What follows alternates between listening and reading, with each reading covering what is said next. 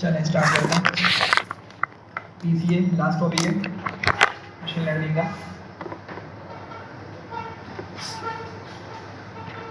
अच्छा, तो मैं आपको पहले एक इमेज दिखाता हूँ।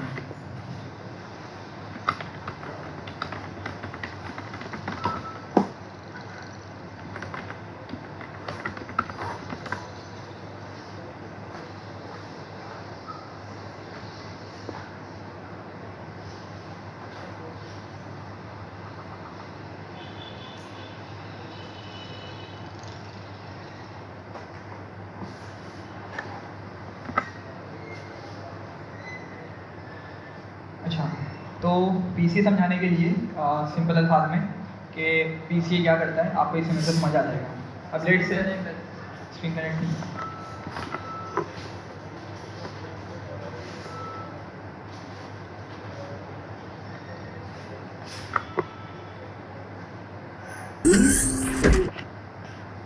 चलिए, तो PCA क्या करता है आपको इस इमेज से समझ आ जाएगा कि लेट से आपको मालूम है कि ये जो इमेज ली गई है, ये फ़ोटो जो ली गई है, ये 3 डायमेंशनल इन्वायरमेंट में ली गई है। मतलब जहाँ पर ये इमेज कैमरामैन ने ली है, ठीक है, वो एक 3 डायमेंशनल इन्वायरमेंट होगा ना, जहाँ पे ये स्टेडियम की इमेज ली गई है, फ़ोटो ली गई है, सही। अच्छा, अब 3 डायमेंशनल इन्वायरमेंट के अंदर जब इमेज ली गई है और इसको इमेज लेकर लेट से न्यूज़पेपर पे लगाना है, या लेट से एक न्यूज़ पे चलाना है, या पोस्ट करना है कहीं पर, ठीक है। तो जब पोस्ट किया जा रहा होगा इसको, या जब इसको फर्दर न्यूज़पेपर पे लगाया जा रहा होगा, या जहाँ भी इसको लगाना है वहाँ इसको रखा जाएगा, तो मुझे बताएं कि इन्वायरमेंट कौन सा था, 3 डायमेंशनल इन्वायरमेंट था जिसकी इमेज ली गई है। लेकिन अल्टीमेटली इसको कहाँ पर लगाया जा रहा है, एक ऐसी जगह पे लगाया जा रहा है जो 2 डायमेंशनल है।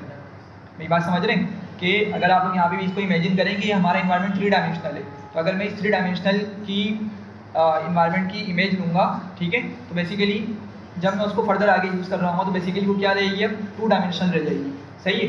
तो हमारा PCA भी क्या करता है, कुछ इस तरह से काम करता है कि हायर डायमेंशनल डेटा को उठा के लोअर डायमेंशन में कन्वर्ट करता है, सही है।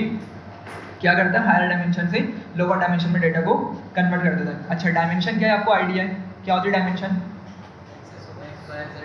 हाँ, लेकिन अगर हम अपने डेटा के हिसाब से बात करें तो क्या होगा, वो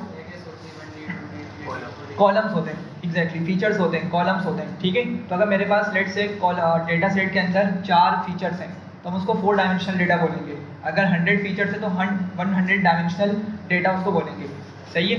तो होता क्या है कि PCA की मदद से हम उस हायर डायमेंशनल डेटा को लोअर डायमेंशन में कन्वर्ट करते हैं, सही। ये उसका मेन पर्पज़ है। अच्छा, ऐसा करते क्यों है, इसकी वजह ये है कि एक तो अगर हम मॉडल को एक ऐसा डेटा प्रोवाइड कर रहे हैं जो बहुत ज़्यादा कोई हमारी परफॉर्मेंस नहीं बढ़ा रहा। अगर आपको याद हो, लेट से हमने R2 स्कोर के हिसाब से बात करी, R2 स्कोर हमने एक मॉडल लिया, उसको डेटा प्रोवाइड किया, R2 स्कोर हमें मिलता है लेट से 0.79 के करीब मिल जाता है फॉर एग्जाम्पल, हमें ये उसका R2 स्कोर मिला। तो अब क्या हुआ, मैंने इसके अंदर कॉलम्स बढ़ाना स्टार्ट किए, ठीक है। मैं कॉलम्स बढ़ा रहा हूँ, कंटिन्यूसली बढ़ा रहा हूँ, और देखने में आएगा कि R2 स्कोर की वैल्यू स्लाइटली बढ़ रही है, मे बी 0.79 से 0.81 हो जाए, ठीक है, या और कुछ वैल्यू चेंज हो जाए, ठीक है। लेकिन मैं क्या कर रहा हूँ, कंटिन्यूसली कॉलम्स बढ़ाता जा रहा हूँ। तो एक टाइम आएगा कि उस टाइम के बाद मैं भले ही कितने कॉलम्स बढ़ाऊँ अपने डेटा के अंदर, उसका अल्टीमेटली R2 स्कोर की वैल्यू पर कोई इफेक्ट नहीं आ रहा होगा, समझ रहे हैं। तो अगर समझे बात को, अगर मैं बहुत सारे कॉलम्स डायरेक्ट उठा के दे दूँ मॉडल को, सही है, तो क्या होगा, उसको कंप्यूटेशन ज़्यादा करनी पड़ेगी, उसको ज़्यादा वर्किंग करनी पड़ेगी, एक मॉडल को ज़्यादा वर्किंग करनी पड़ेगी डेटा को समझने के लिए, उस पैटर्न को तलाश करने के लिए, सही है। याद रखें कि कोई भी मशीन लर्निंग एल्गोरिथम हो, वो लाजमी कोई ना कोई मैथमेटिकल रिलेशन फाइंड कर ही प्रिडिक्शन के काबिल हो पाता है, सही है। और हमने उसको इक्वेशन को सिंपल वर्ड्स में देखा था, y = mx + c, हमारी ये 2 डायमेंशनल इक्वेशन है, ठीक है। अगर हमारी 2 डायमेंशन है तो हमारे पास ये इक्वेशन बनकर आती है, और इसकी वैल्यू हमें m और c की वैल्यू कौन देता है, मॉडल हमें कैलकुलेट करके प्रोवाइड कर देता है, ठीक है। तो कोई भी एल्गोरिथम हो, भले ही कितनी डायमेंशनल डेटा क्यों ना हो, तो ये इक्वेशन लाजमी आपके पास बनकर आएगी, ठीक है। अगर 100 डायमेंशन है तो ये इक्वेशन 100 डायमेंशन के हिसाब से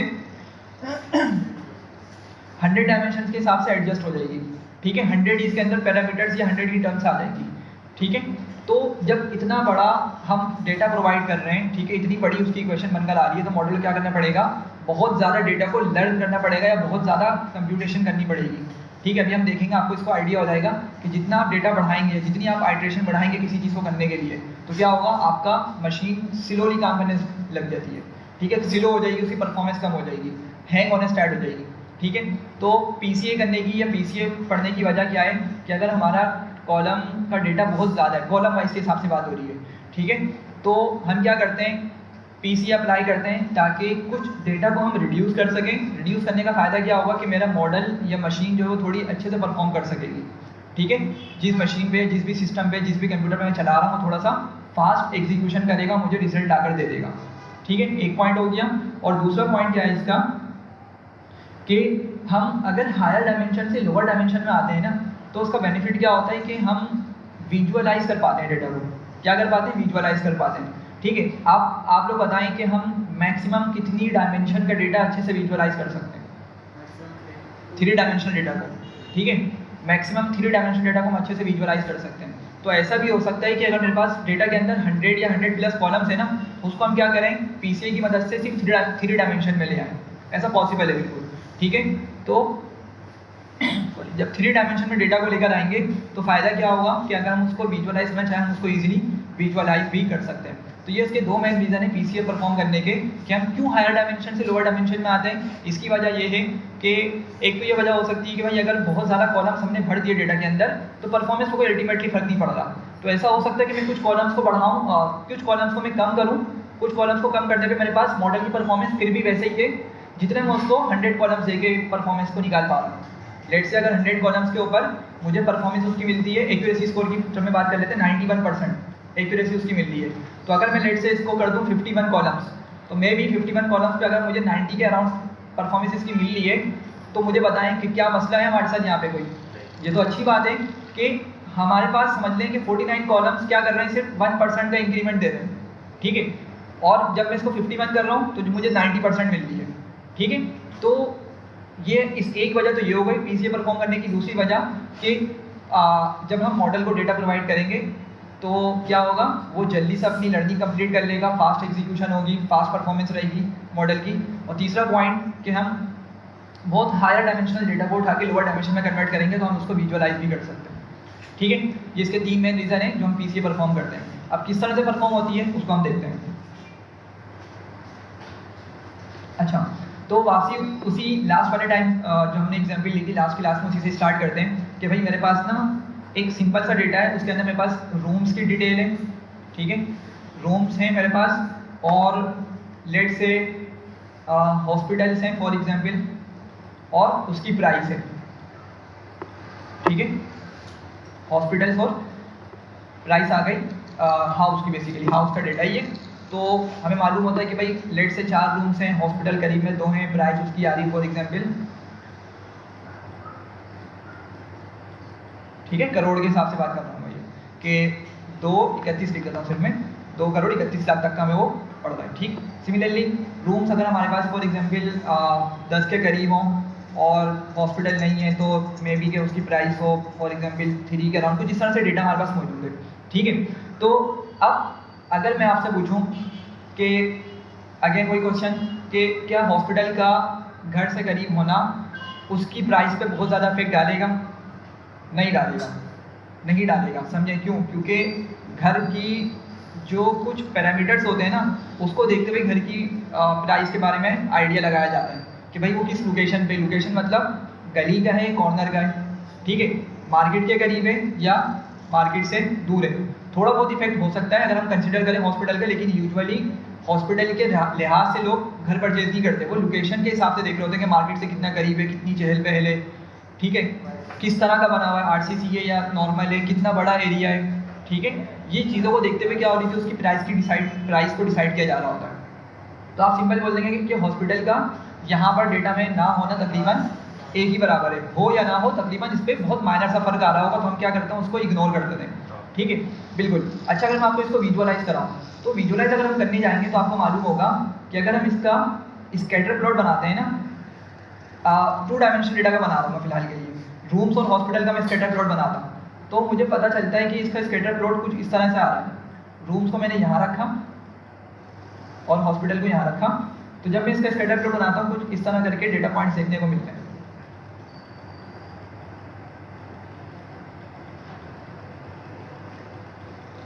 सही है, कुछ इस तरह के डेटा पॉइंट्स आ रहे हैं। अच्छा, अब ये बेसिकली है स्कैटर प्लॉट। आपको अगर थोड़ा सा इसको समझें तो ये स्कैटर प्लॉट है। तो अब आपको मालूम है कि स्कैटर प्लॉट के अंदर हमें जो है ना रिलेशन पता चलता है दो क्वांटिटीज़ के दरमियान का, कि एक क्वांटिटी चेंज होने से दूसरी क्वांटिटी किस तरह से चेंज हो रही है। ठीक है, अगर आप थोड़ी बहुत लीनियर रिग्रेशन वाली ग्राफ अपने माइंड में ले आएँ तो लीनियर रिग्रेशन का ग्राफ हमें कुछ इस तरह से मिल जाता। पॉइंट्स क्या होते थे, स्कैटर्ड तो होते थे लेकिन वो एक डायरेक्शन में चलते थे, कुछ इस तरह करके वो हमें पैटर्न दिखा रहे होते थे। ठीक है, तो मॉडल क्या करता था, वो एक बेस्टेड लाइन बना के इन डेटा पॉइंट्स को लर्न कर लिया करता था। तो जैसे जैसे हम एक्स में आगे बढ़ रहे हैं वैसे ही मेरी वाई की वैल्यू भी बढ़ती जाती है। ठीक है, तो मॉडल इस तरीके से एक लाइन बना दिया करता था। समझ रहे बात को। लेकिन यहाँ पर अगर पॉइंट को देखें तो यहाँ पर कोई इतना हमें ज़्यादा एक्स के बढ़ते हुए वाई की वैल्यू में कोई इतना सफिशेंट चेंज नहीं मिल रहा, बहुत माइनर सा चेंज हमें मिल रहा है। ठीक है, अगर आप इसको ड्रॉप भी कर लें, ड्रॉप मतलब अगर आप इसकी प्रोजेक्शन गिराएं एक्स एक्सिस पे, तो मिनिमम वैल्यू मेरे पास यहाँ पर है एक्स की और मैक्सिमम वैल्यू मेरे पास यहाँ पर है। ये मेरे पास एक्स एक्सिस पे जब इसकी प्रोजेक्शन गिरा रहा हूँ, मतलब जब मैं इसका मिनिमम वाला पॉइंट देख रहा हूँ, मैक्सिमम वाला पॉइंट देख रहा हूँ, तो मेरे पास डेटा की काफ़ी बड़ी रेंज मुझे देखने को मिल रही है। या मेरे डेटा के अंदर वेरिएंस मौजूद है along x axis. X axis पर अगर मैं मूव करूँगा तो मुझे काफ़ी ज़्यादा वैल्यूज देखने को मिल रही हैं, वेरिएंस ज़्यादा है यहाँ पे डेटा की। जी, अगर हकीकत में कि हमें कोई पैटर्न देखने को मिल जाए तो हम इसका रिलेशन तो नहीं बनाएंगे। हाँ बिल्कुल ना। अब बात ये है कि अगर हम लोअर डायमेंशनल डेटा पे काम करेंगे तो हम उसका पैटर्न मतलब इस तरह से निकाल सकते हैं, हम स्कैटर प्लॉट की मदद से उसके रिलेशन के बारे में आइडिया लगा सकते हैं, यही वजह है ना। लेकिन अगर हायर डायमेंशनल डेटा हुआ, 3 डायमेंशन से अबव का डेटा हुआ, तो उसको निकालना फिर क्या है, मुश्किल है। तो इसलिए भी हम पीसीए का यूज़ करते हैं। यही क्वेश्चन था आपका। जैसे रूम और हॉस्पिटल का तो वैसे भी रिलेशन नहीं बन रहा, हम हॉस्पिटल और प्राइस का रिलेशन चेक कर सकते हैं। अगर इन दोनों का रूम और हॉस्पिटल का कोई रिलेशन बन भी रहा होगा तो वो हमारे लिए मायने नहीं रखता होगा ना, अगर ये पैटर्न बन भी रहा होगा। बिल्कुल, हॉस्पिटल ज़्यादा है या रूम ज़्यादा हो इलॉजिकल। बिल्कुल आपकी बात सही है। और मैं इस चीज़ को हम डिस्कस कर चुके हैं ना कि रूम्स और हॉस्पिटल का मतलब हॉस्पिटल्स का होना घर की लोकेशन पे बहुत माइनर सा इफेक्ट डाल सकता है, लेकिन ज़्यादा प्राइस के अंदर कंट्रीब्यूट नहीं करेगा ये हॉस्पिटल का। लेकिन मैं आपको असल में विजुअलाइज कराना चाह रहा हूँ कि अगर हम इसका ग्राफ भी ड्रॉ करेंगे ना तो मे बी हमें कुछ इस तरह का ग्राफ रिजल्ट देखने को मिल जाए। ठीक है, तो ग्राफ से भी आपको आइडिया हो जाएगा कि स्कैटर प्लॉट की मदद से कि दो क्वांटिटीज़ किस तरीके से को-रिलेटेड है, कितना हाईली रिलेटेड है। सही है। अच्छा, ये मेरे पास एक से प्रोजेक्शन आ गई इसकी, मेरे पास तकरीबन इतने के करीब मुझे इसका डिस्टेंस या रेंज मिल रही है। अच्छा, अगर मैं यही प्रोजेक्शन वाई पे गिरा हूँ, ठीक है, तो मिनिमम मुझे यहाँ पे देखने को मिल रहा पॉइंट, तो मिनिमम एक मेरा वाई पे यहाँ पे पॉइंट आ गया तकरीबन, और एक पॉइंट कुछ इस जगह पर आ जाएगा, थोड़ा सा ऊपर हो जाएगा।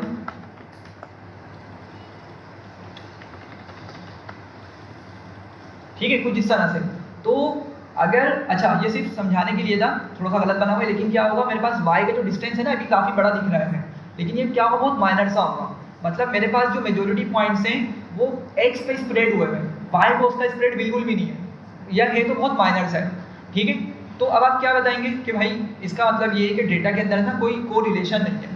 सही है, जब आप इस तरह का डेटा एक्चुअल में भी प्लॉट करेंगे ना स्कैटर के अंदर, तो आप सिर्फ ग्राफ की मदद से आइडिया लगा सकते हैं कि भाई वैसे तो हॉस्पिटल का हमने वैसे ही मना कर दिया था, लेकिन अगर कुछ इस तरह की क्वांटिटी आ जाए थोड़ी कंफ्यूजिंग हो, तो आप क्या कर सकते हैं, किसी उस क्वांटिटी को किसी दूसरी क्वांटिटी के साथ निकाल कर इस तरह से उसका रिलेशन निकाल सकते हैं कि वो कोरिलेटेड है या नहीं है, एक के बढ़ने से दूसरी पे कोई इफेक्ट पड़ रहा है या नहीं पड़ रहा। ठीक है, खैर, तो क्या होगा, हम इसी वजह से सिंस हमारे पास ये जो डी है इसको डी डैश बोल देते हैं, इसको डी बोल देते हैं सिंपल, डी डैश की वैल्यू बहुत ही माइनर सी होगी कंपेयर टू डी, तो इस वजह से क्या होगा, हमारा हॉस्पिटल वाले कॉलम को इग्नोर कर देंगे कि हमारे पास वाई वाला कॉलम इतना कोई ज़्यादा सफिशेंटली कंट्रीब्यूशन नहीं कर रहा डेटा के अंदर, डेटा के आउटपुट के अंदर, इस वजह से इसको इग्नोर किया जा सकता है। ठीक है, तो अभी तक कितनी डायमेंशनल डेटा था, ये 3 डायमेंशनल डेटा था, लेकिन क्या हो गया जब इस कॉलम को ड्रॉप किया तो 2 डायमेंशन हो गया। ये बात समझ आ रही है? हाँ भाई, ये चीज़ क्लियर हो रही है? अच्छा, ये जो चीज़ हमने अभी डिस्कस करी है ना, बेसिकली ये कहलाती है फीचर सिलेक्शन। इसको क्या बोलते हैं, फीचर सिलेक्शन, कि हम ग्राफ वगैरह की हेल्प से क्या कर रहे होते हैं, फीचर्स को सिलेक्ट कर रहे होते हैं कि कौन सा कॉलम रखना चाहिए और कौन सा कॉलम नहीं रखना चाहिए। ऑफ कोर्स हम 2-2, 3-3 के पेयर के अंदर डिफरेंट डेटा को डेटा कॉलम्स को एनालाइज कर रहे होते हैं। ठीक है, तो ये आपका फीचर सिलेक्शन हो गया। तो जो लास्ट क्लास हमने बात की थी कर्स ऑफ डायमेंशनैलिटी, डायमेंशन की बहुत ज़्यादा होने से मॉडल की परफॉर्मेंस पे बहुत ज़्यादा कोई इफेक्ट अगर नहीं आ रहा, ठीक है, तो मसला फिर भी होगा हमारे पास। अगर डेटा बहुत ज़्यादा कॉलम्स रखता है, अगर वो हमने उठा के डेटा मॉडल को दिया तो मसला होगा। क्या मसला होगा कि उसकी इतने ज़्यादा कॉलम्स होने की वजह से एक तो अल्टीमेटली मेरी परफॉर्मेंस को कोई फर्क नहीं पड़ रहा और दूसरी कंपटीशन उसकी बहुत ज़्यादा हो रही है, ठीक है। तो इसकी वजह से, इसी वजह से उसको कट्स बोला जा रहा है, ठीक है, या उसका डिसएडवांटेज है। तो इसका सोल्यूशन क्या था? इसका सोल्यूशन ये था कि डायमेंशनैलिटी रिडक्शन की जाए, डायमेंशन को रिड्यूस किया जाए, कॉलम्स को कम किया जाए, ताकि वो एक तो मशीन की परफॉर्मेंस अच्छी हो, जब भी हमने इसका बेनिफिट डिस्कस किया है, और विजुअलाइजेशन हो सके, और परफॉर्मेंस अगर हम कॉलम्स को रिड्यूस करते हैं तो परफॉर्मेंस अगर मेरे पास उतनी ही पहले वाली परफॉर्मेंस या उसके करीब करीब अगर मैं खड़ा हुआ हूँ तो ऐसा प्रीफर किया जाता है कि हम ये वाला स्टेप ले लें, ठीक है। तो ये आप डायमेंशनैलिटी रिडक्शन है, और डायमेंशनैलिटी रिडक्शन के अंदर दो मेन टॉपिक्स हैं, एक है फीचर सिलेक्शन और दूसरा है feature extraction. Feature selection, feature extraction. तो फीचर सिलेक्शन के अंदर कुछ इसी तरह की हम फिनोमेनास को यूज़ करते हुए क्या कर रहे होते हैं, फीचर को सिलेक्ट कर रहे होते हैं, ठीक है। तो फीचर सिलेक्शन हमारा इतना मेन पार्ट नहीं है, हमारा जो मेन पार्ट है फीचर एक्सट्रैक्शन है, जिसके अंदर हम पीसीए पढ़ेंगे।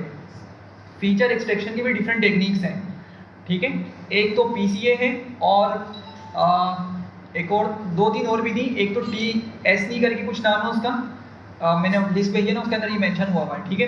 वो आपकी डायमेंशनैलिटी रिडक्शन की ही एक टेक्निक है, लेकिन किस में आती है? वो फीचर एक्सट्रैक्शन के अंदर आती है। खैर, हमने सिर्फ पढ़ना है पीसीए को। तो यहाँ तक बताया तक थोड़ा क्लियर हो रहा है। हमने क्या किया, इस तरीके से उसका एनालाइज कर लिया, उसको एनालाइज कर लिया। अच्छा, एक और काम हम ज़्यादा जल्दी से कर लेते हैं कि लेट से अब मैं कुछ इस तरह का ग्राफ बनाता हूँ,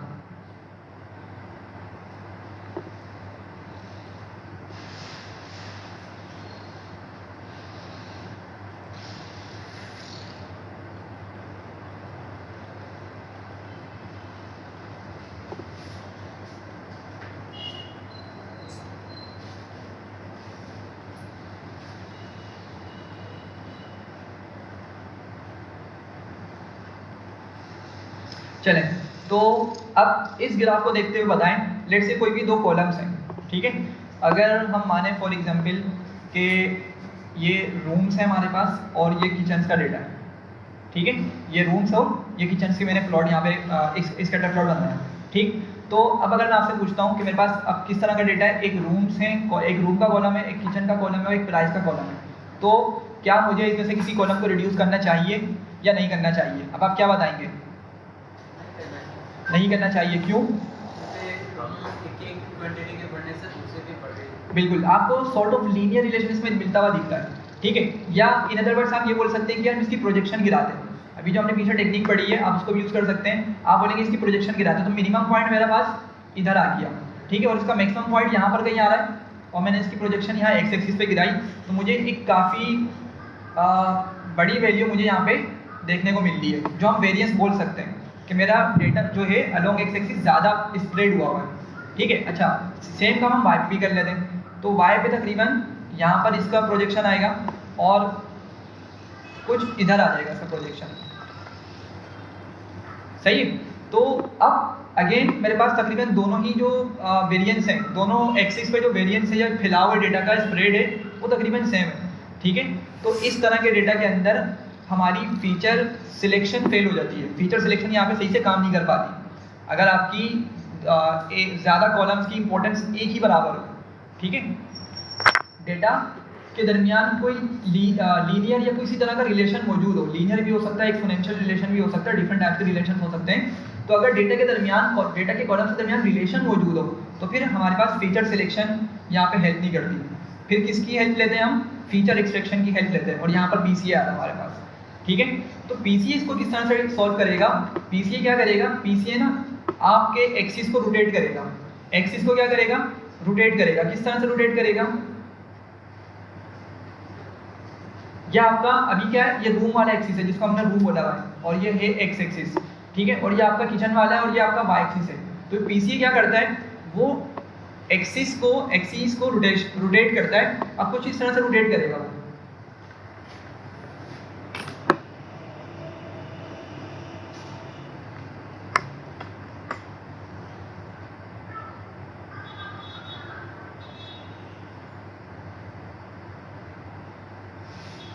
सही है।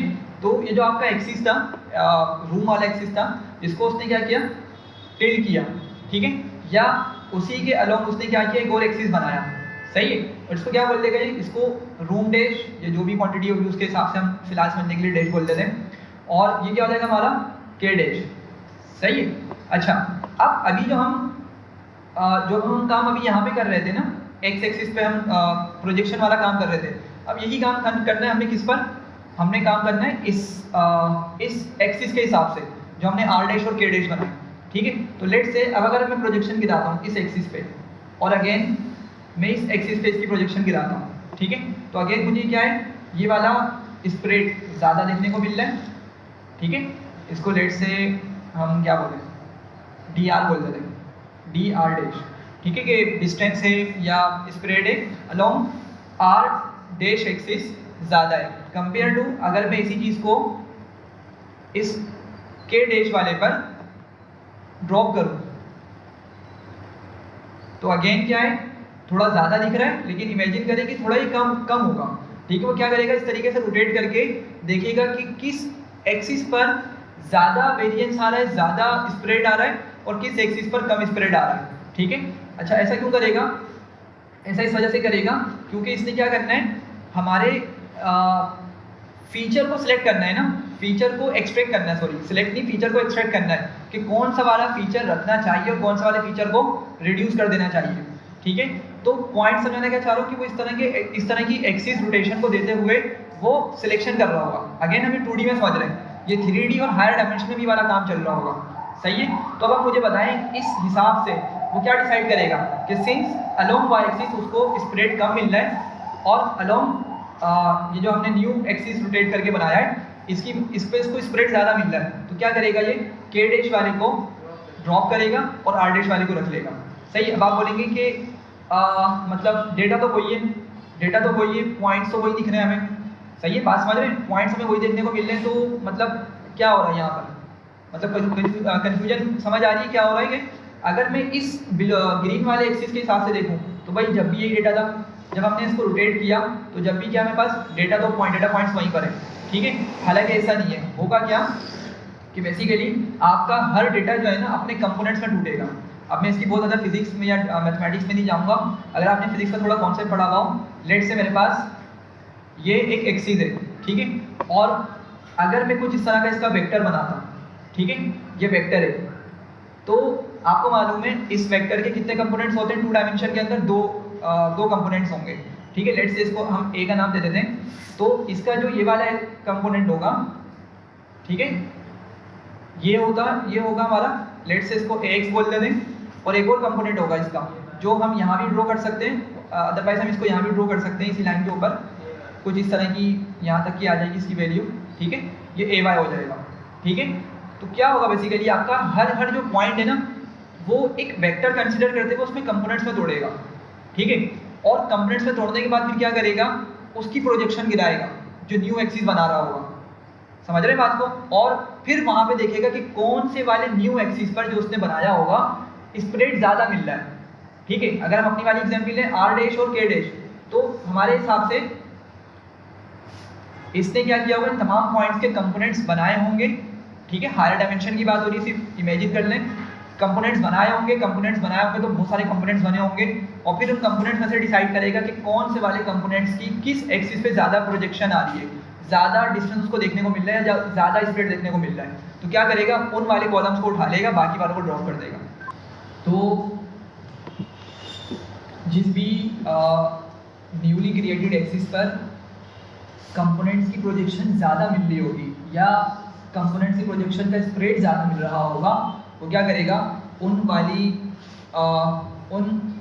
वाले कॉलम्स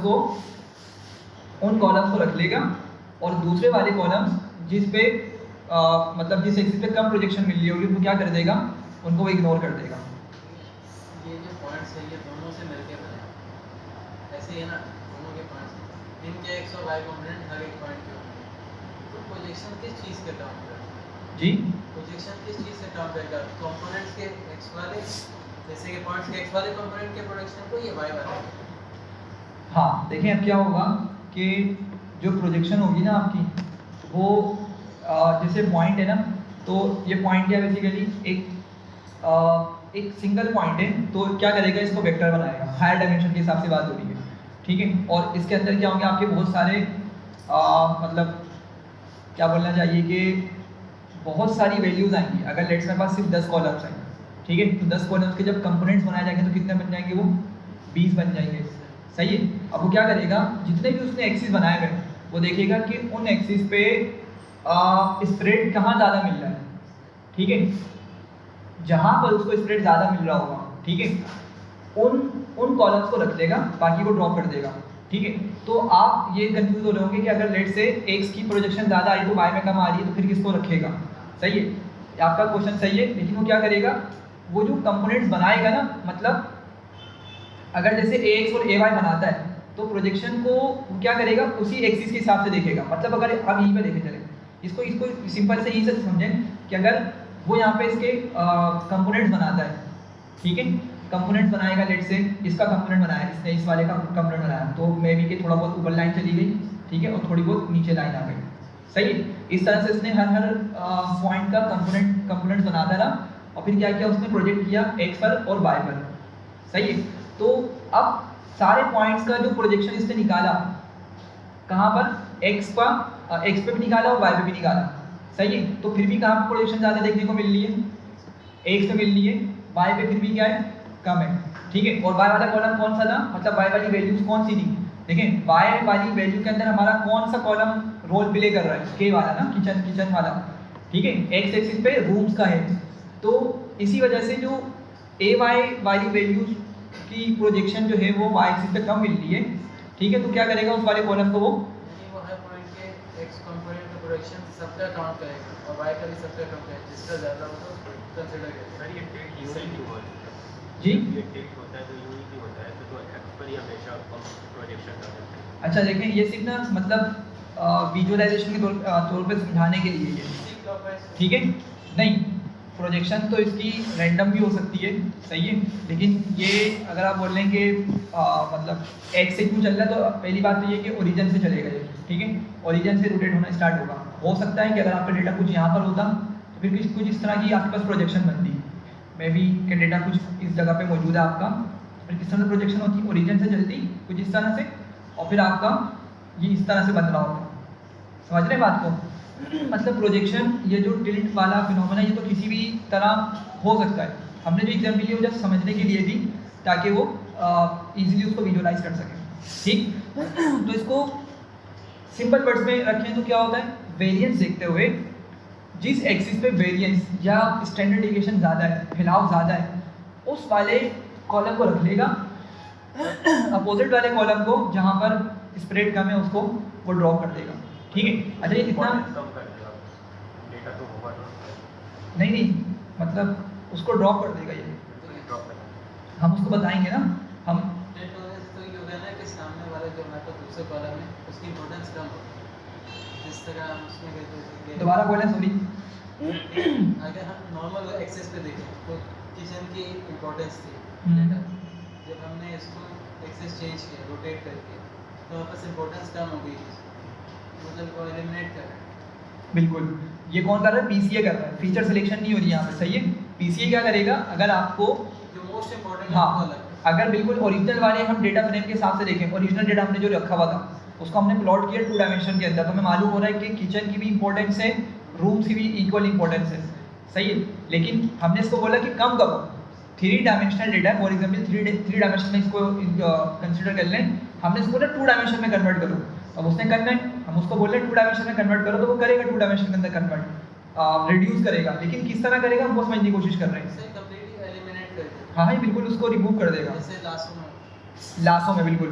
लेकिन लासों तो क्या करता था, वो कोएफिशिएंट्स को एलिमिनेट कोफिशिएंट्स को जीरो बना देता, लेकिन ये क्या करेगा, प्रॉपर इसके पीछे एक मैकेनिज्म चल रहा है स्प्रेड वाला, उसकी मदद से क्या करेगा, ये किसी भी कॉलम को अगर कम कर रहा है तो इस वजह से करेगा वो, सही है। अब बहुत मतलब मैथमेटिक्स पे नहीं जा रहे हम लोग, क्योंकि फिर वो बहुत ज़्यादा बोरियत हो जाती है, लेकिन ये इसके पीछे काफ़ी डिटेल मैथमेटिक्स है, जिसकी वजह से जाके इन दी एंड ये हमें रिजल्ट देखने को मिल रहा होता है, ठीक है। यहाँ तक बात क्लियर हो रही है। तो ये इसका सिर्फ हमने समझ लें समरी टाइप की समझिए, और इसके अगर मैथमेटिक्स समझने जाएंगे तो मेरे ख्याल में शायद लंबी इस पर डिस्कशन की जा सकती है आराम से, तो खैर ये इसका खुलासा था। बाकी जो है ना, एक चीज़ हम जल्दी से डिस्कस कर लेते हैं ताकि आपको मेमोराइज हो जाए कि हम काफ़ी देर से यहाँ पे वेरिएंस की बात कर रहे हैं, वेरिएंस की बात कर रहे हैं, स्टैंडर्ड डेविएशन की बात कर रहे हैं। तो ये आपको मालूम है एक स्टैटिस्टिकल मेजर है, मतलब स्टैटिस्टिक्स के अंदर एक कॉन्सेप्ट होता है वेरिएंस और स्टैंडर्ड डेविएशन करके। तो ये क्या होता है, ये आप लोगों ने पढ़ा हुआ था, जल्दी से इसको रिकॉल कर लेते हैं। वेरिएंस और स्टैंडर्ड डेविएशन क्या होता है? डेटा का स्प्रेड कितना, डेटा का स्प्रेड कितना है, बिल्कुल। तो अगर मैं आपको ये दिखाऊं एक चीज़, लेट से मेरे पास ये डेटा है कुछ, एक वैल्यू यहाँ पर है, एक वैल्यू यहाँ पर है, एक वैल्यू यहाँ पर है। लेट से ये है 1, ये 0 और माइनस का 1। इसका क्या मीन निकलेगा जी भाई, क्या मीन निकलेगा इसका?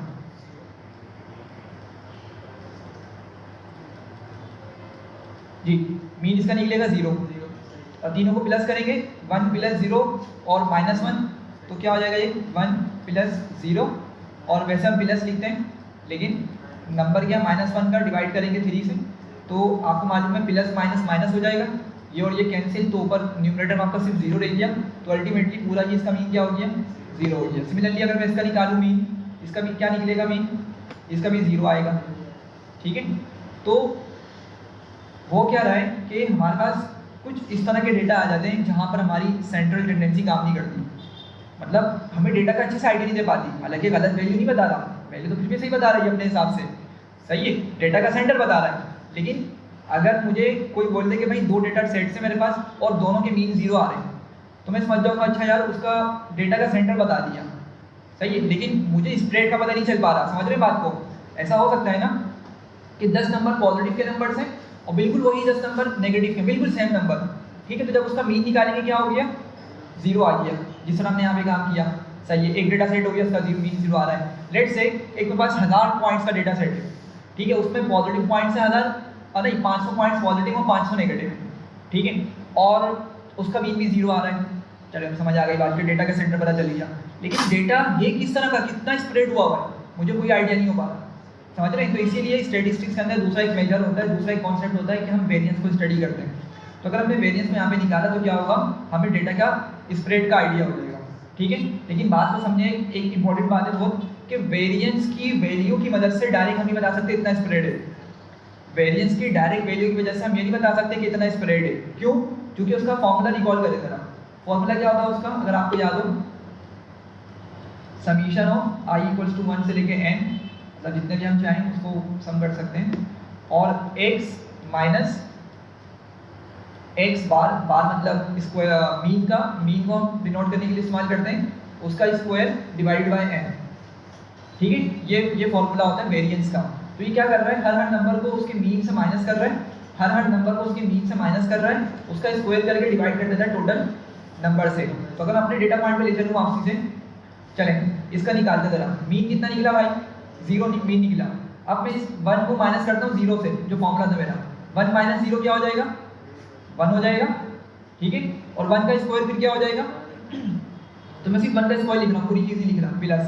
अब ये सेंटर पॉइंट है, 0 - 0 0, 0 का स्क्वायर भी 0, तो मैंने 0 लिख दिया फिलहाल के लिए, प्लस। अच्छा, अब ये मेरे पास माइनस का नंबर है, -1 और -0, मीन तो भाई 0 ही है ना मेरा, तो -1 - 0 माइनस का 1, -1 का स्क्वायर 1 और फिर divide by total number of points. कितने पॉइंट्स हैं, 3, तो कितना आएगा अल्टीमेट आंसर, 2/3 आ जाएगा।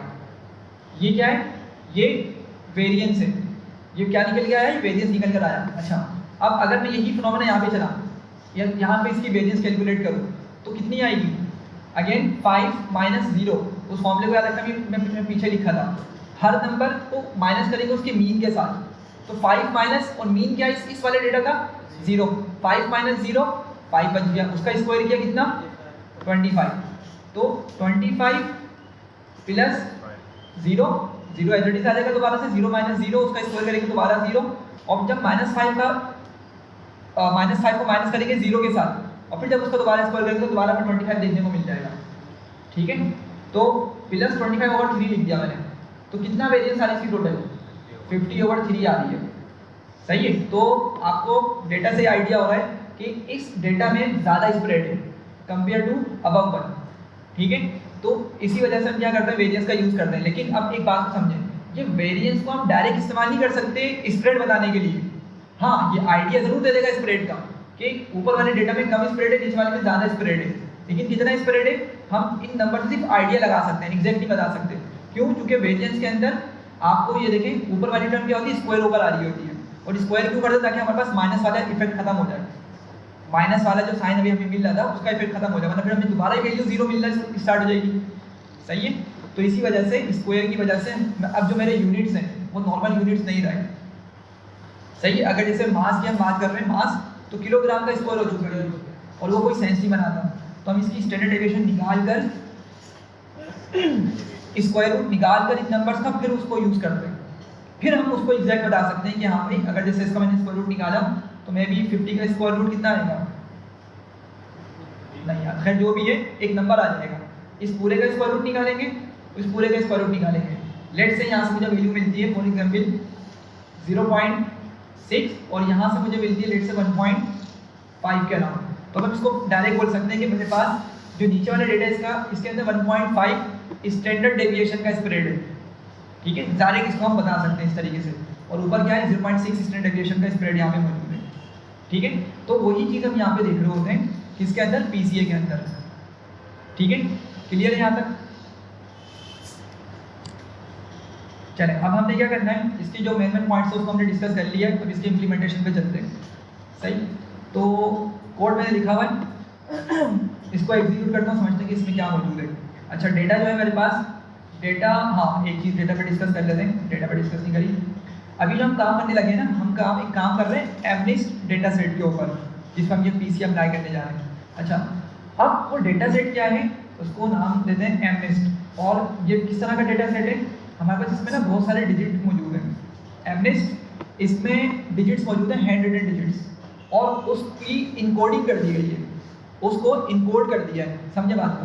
देखें, ये जो मेरे पास इस तरह के बॉक्सेस हैं मेरे पास, और इन बॉक्सेस के अंदर हैंड रिटन लेट से 0 लिखा हुआ है। ठीक है, एक और बॉक्स आया उसके अंदर लेट से 1 लिखा हुआ है, एक और बॉक्स आया उसके अंदर 2 लिखा हुआ है, 3, इस तरीके से 0 से लेकर 9 तक की काउंटिंग मौजूद है मेरे पास।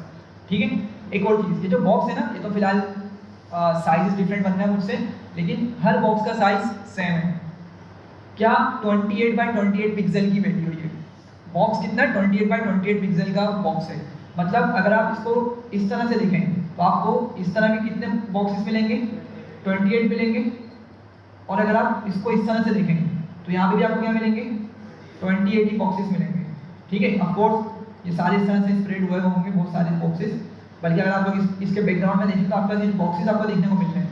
हम इसको भी क्या कर सकते हैं, एक पिक्सल कंसिडर कर सकते हैं। ठीक है, तो इस तरह के मेरे पास अगर मैं मल्टीप्लाई कर दूँ 28x28 को, तो मुझे तकरीबन 784 नंबर मिल जाएगा, जो ये बता रहा है कि मेरे पास इसके अंदर, इस बॉक्स के अंदर 784 पिक्सल्स मौजूद हैं।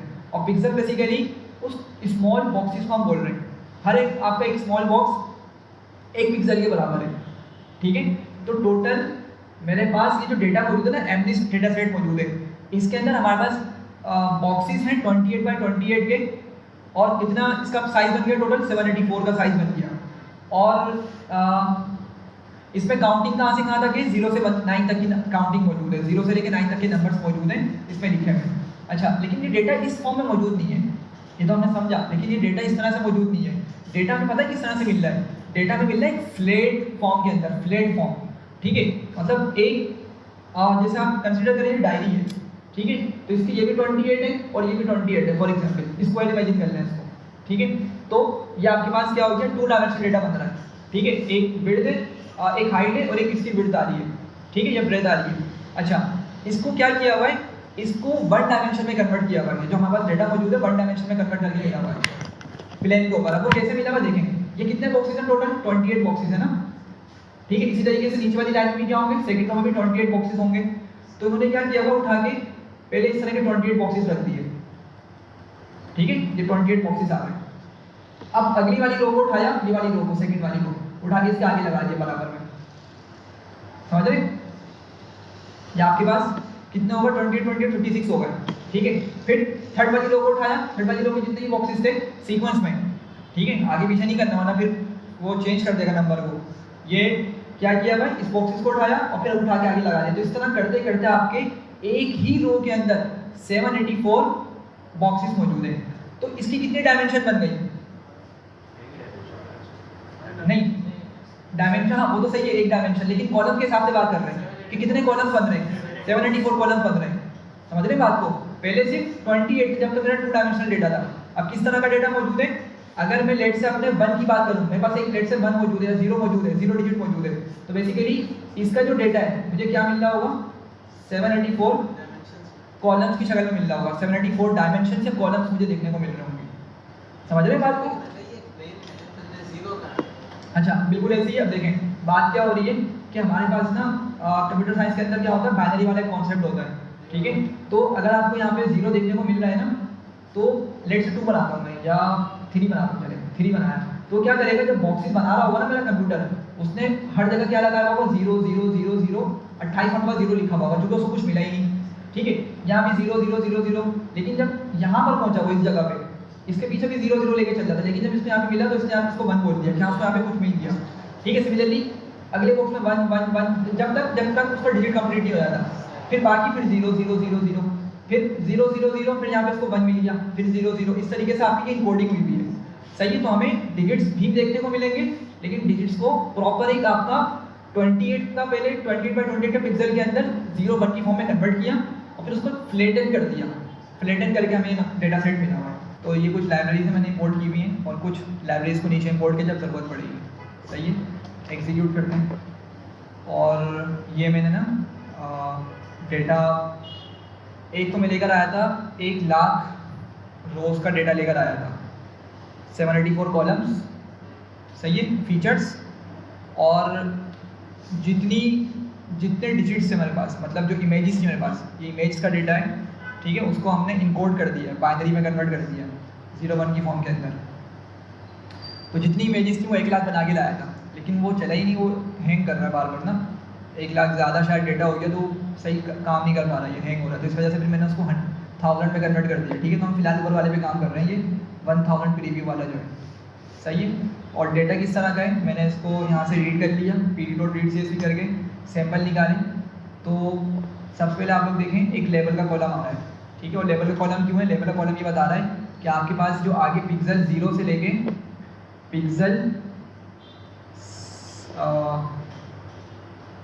783 0 से चल रहा है ना, 0 से चल रहा है तो 783 तक गया, मतलब 784 पिक्सल्स की बात हो रही है। इस पूरी रो में जो 0 और 1 लिखे हुए हैं हमारे पास, वो बेसिकली किसको शो कर रहे हैं, 8 को शो कर रहे हैं, समझ रहे हैं बात को। तो ये लेवल बेसिकली आपको बता रहे हैं कि अंदर जो आगे वाली रो में पूरा डेटा मौजूद है वो इस चीज़ को शो कर रहा है, ठीक है। हाँ, इसको हम प्रूफ भी कर लेते हैं अभी जाके, ठीक है। तो खैर डेटा कुछ इस तरह का है, इसमें कुछ ज़्यादा कोई खास नहीं है।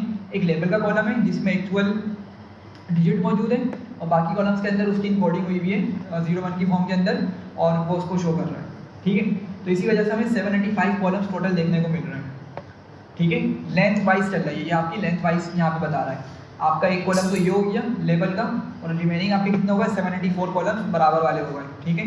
तो आपके पास टोटल 75 कॉलम्स आ गए, ठीक है। अच्छा, अब हमने क्या करना है, लेट से हम इसी की बात करते हैं, मुझे 225 वाले को देखना है कि 225 वाले के अंदर वाकई में जो इनकोडिंग वाला पार्ट चल रहा है पिक्सल से लेके 784 कॉलम्स का, क्या ये 8 को शो कर भी रहा है, नहीं कर रहा। तो यहाँ पे लाइब्रेरी को इंपोर्ट किया हुआ है, मैटप्लॉटलिब की मदद से हम वाला काम कर रहे हैं, ये आपको आइडिया है मैटप्लॉटलिब किस तरह से इंपोर्ट करते हैं। यहाँ पे जस्ट क्या किया, plt.im शो किया, im मतलब इमेज को शो करने के लिए हम इस्तेमाल करते हैं, इमेज को शो करने के लिए। और मैंने इसको क्या बोला कि डेटा फ्रेम में से जाके, इसको मैंने किसमें सेव किया हुआ है, पूरे डेटा को डेटा फ्रेम में सेव किया हुआ है, ठीक है। तो मैं इसको बोल रहा हूँ कि df में जाके लेकर आओ, ठीक है। iLog आपको आइडिया है ना, iLog किस लिए इस्तेमाल होता था, log होता था और iLog होता था इंटीजर बेस्ड इंडेक्सिंग या लोकेशन को निकालने के लिए। 2 तरह की इंडेक्सिंग होती थी हमारी पांडास के अंदर, एक तो लेबल होती थी सामने जो दिखते थे, और पीछे होते थे इंटीजर। अगर हमने कोई कॉलम ड्रॉप कर दिया, नहीं कोई रो ड्रॉप कर दी, या कुछ रोज़ का एडिशन कर दिया बीच में, ये शफल कर दी रोज़ को, तो क्या होगा, मेरे जो इंटीजर बैकएंड में जो पांडास थे अपने पास उनके नंबर स्टोर किए हुए वो रिसेट हो जाएंगे, वो दोबारा से उसी सीक्वेंस में चलेंगे। लेकिन जो फ्रंट पे दिखना है मुझे, वो क्या होगा हमारा, वो वैसे ही रहेगा। लेट्स अगर मैंने 101 रो, 1000 रोज का डेटा है, मैंने 101 रो वाली जो इंडेक्स की रो थी उसको मैंने रिमूव कर दिया, तो क्या होगा, लेवल अभी मुझे क्या दिखाएगा, 100 तक दिखाएगा, 100 के बाद 102 दिखाएगा डायरेक्ट फ्रंट पे, लेवल बेस्ड इंडेक्सिंग ये थी, ठीक है। लेकिन बैकएंड पे क्या होगा, ये आपका 100 के बाद 102 नहीं है, 100 के बाद 101 से ही चलेगा, वो कंटिन्यू करेगा, सही है। तो अगर हम इंटरनल वाली उसकी जो पांडास की इंटरनल इंडेक्सिंग है वो यूज़ करें तो फिर हम क्या करेंगे, आई लॉग का यूज़ करेंगे। तो मर्जी है आपकी, आई लॉग का यूज़ करें, लॉग का यूज़ करें, अभी तो हमने डेटा के साथ कोई चेंजेस किया ही नहीं है, ठीक है। तो दोनों काम कर जाएंगे। अच्छा मैं इसको रखता हूँ 225 को, मैं इस जगह लिख देता हूँ 225, ठीक है। और क्या बोल रहा हूँ, 1 से आगे का डेटा उठाओ, कॉलम्स को बता रहा हूँ। तो किस तरह से स्लाइसिंग करते हैं, रोज और कॉलम्स बताते हैं ना। तो मैं क्या बोल रहा हूँ कि 225 वाली रो को उठाओ, लेकिन पहली वाली रो को नहीं उठाओ, हाँ सॉरी, पहले वाले कॉलम को नहीं उठाओ, ठीक है। पहले 0 वाले कॉलम को नहीं उठाओ, और जो 1 वाला है उससे उठाना स्टार्ट करो आगे तक, ठीक है। तो मैंने 1 करके कॉलम बता दी, मतलब 1 वाले कॉलम से लेकर जिसका इंडेक्स 1 है बिल्कुल एंड तक के चले जाओ, सही। और फिर उसको वैल्यूज में कन्वर्ट करके उसको रीशेप कर दिया। तो मतलब ये तरीका है इमेज को वापसी बनाने के लिए। तो इसको एग्जीक्यूट करते हैं हम, तो देख रहे हैं ये समथिंग 8 हमें यहाँ पे देखने को मिल रहा है, ठीक है। थोड़ा सा ज़्यादा जूमिंग किया हुआ है, अगर इसको थोड़ा जूम आउट करेंगे तो थोड़ा बेहतर देखने को मिल जाएगा। ये क्या हमारे पास 8 की एक शेप आ रही है, ठीक। अच्छा, डेटा मैंने निकलवाया है जीपीटी से बनवाया था, क्योंकि मुझे डेटा मिल नहीं रहा था। केगल पे मिल जाता है वैसे, लेकिन केगल पे एपीआई की मदद से इस्तेमाल करना पड़ रहा था, तो मैंने उसको जीपीटी से बनवा लिया था। तो अगर आप केगल की एपीआई की मदद यूज़ करेंगे ना, तो वहाँ पे थोड़ा और क्लियर इमेज के साथ देखने को मिल जाएगा आपको डेटा, सही। खैर, अच्छा अब अगेन हम क्या कर रहे हैं, हमने वही करना है, एक्स और वाई में डेटा को स्प्लिट करना है, ठीक है। डेटा को स्प्लिट किया एक्स और वाई के अंदर, मैंने इस तरह से कर लिया आज। अगर आप चाहें तो उसको दूसरे तरीके से भी लिख सकते हैं, आपको आइडिया होगा। डीएफ डॉट ड्रॉप करके, कौन सा ड्रॉप करेंगे कॉलम, लेबल वाला।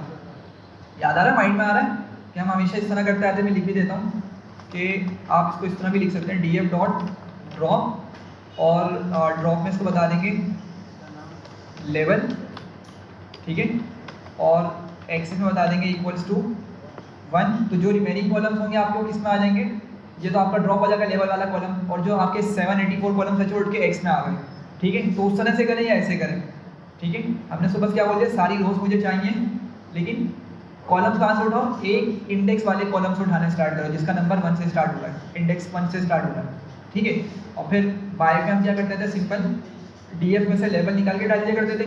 यहाँ पे दूसरे तरीके से मैंने निकाल दिया आई लॉग करके, तो आप लोग इसको समझ पा रहे हो, ठीक है। एग्जीक्यूट करते हैं, ट्रेंड टेस्ट स्प्लिट चलाते हैं, ठीक है। और के नेबर क्लासीफायर लगा रहे हैं, ठीक है। के नेबर क्लासीफायर लगा रहे हैं, और क्यों कर रहे हैं ऐसा बताता हूँ मैं आपको। हालांकि पढ़ा हम पीसीए रहे, लेकिन ऐसा क्यों कर रहे हैं बताता हूँ। के नेबर क्लासीफायर मैंने उठाया, और इसके कुछ पैरामीटर्स हैं, मैं उसको फिलहाल यूज़ नहीं कर रहा, जैसे एन सैम्पल्स हो गए, एन फीचर्स हो गए। फिलहाल मैं इसकी डिफ़ॉल्ट जो वैल्यूज़ उन्हीं को लेके चल रहा हूँ। तो मैंने यहाँ पे इसका ऑब्जेक्ट बनाया, मॉडल को फिट किया, जो हम नॉर्मली करते आते थे। कैनन आपको आइडिया है ना, कि नियरेस्ट नेबर, मतलब वो नियरेस्ट वाले नेबर्स को देखते हुए क्या करेगा, आइडेंटिफाई करेगा। अब इमेजिन करें कि 8 किसी ने भी लिखा हो 8 को, ठीक है, लेकिन जो पॉइंट्स होंगे, जितने भी 8 से मेरे डेटा के अंदर, वो जो पॉइंट्स होंगे बेसिकली वो क्या होंगे, क्लोज ही होंगे, सही है। तो इसलिए हम यहाँ पे क्या यूज़ कर रहे हैं, बेस्ट एल्गोरिथम, वो डिस्टेंस बेस्ड लर्निंग करता है कि नियरेस्ट नेबर।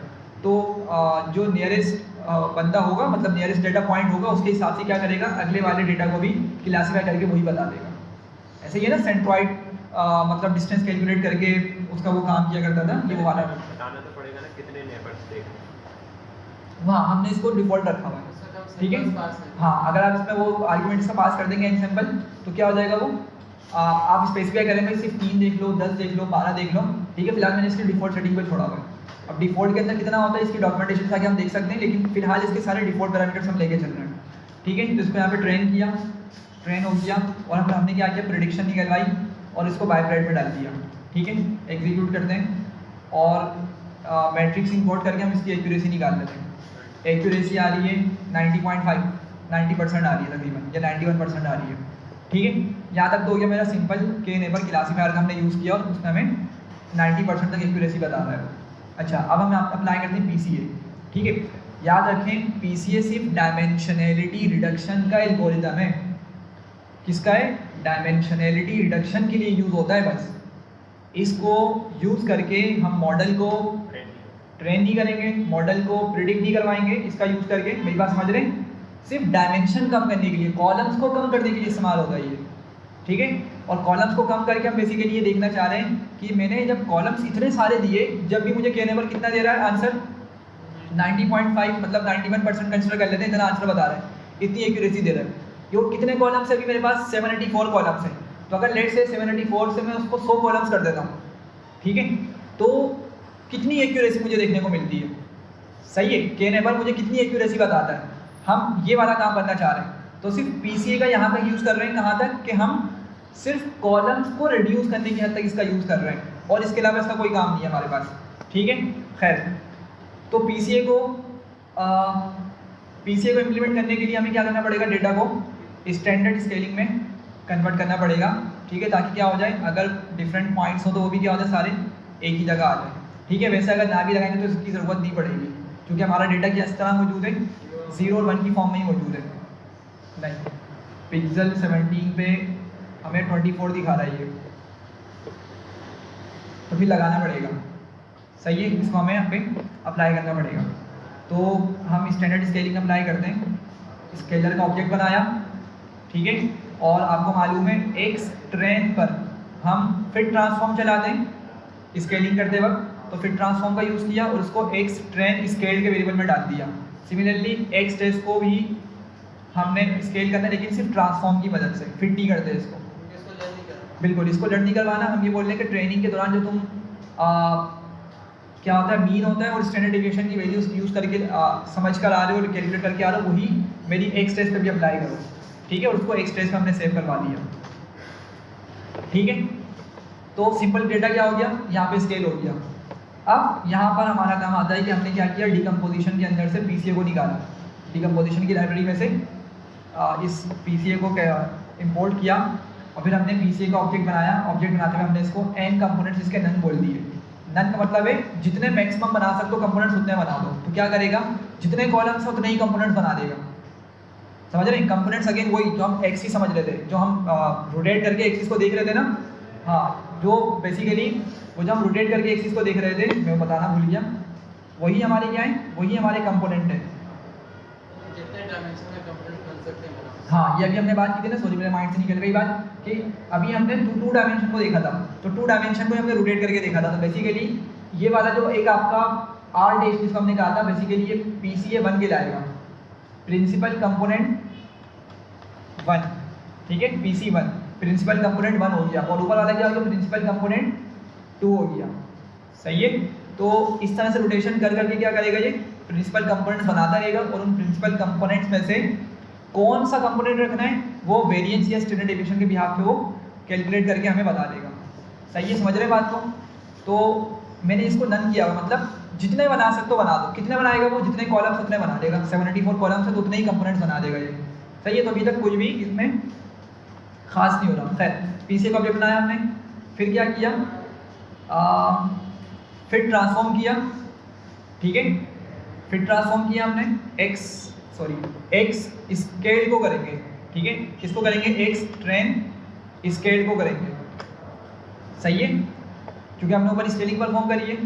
इसको एग्जीक्यूट कर दें और दोबारा से इसको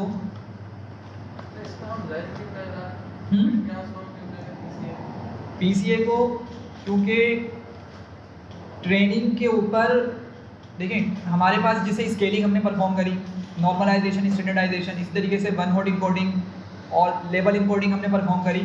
तो ये जो बाहर से हम, मतलब बाहर से मुराद ये कि हम ऐसे फंक्शनैलिटीज़ या ऐसी क्लासेस जो हम डेटा को फॉर्मुलेट करने के लिए या डेटा को सही करने के लिए इस्तेमाल करते हैं, उसके लिए हम यही वाला फिनोमेना लेके चलते हैं।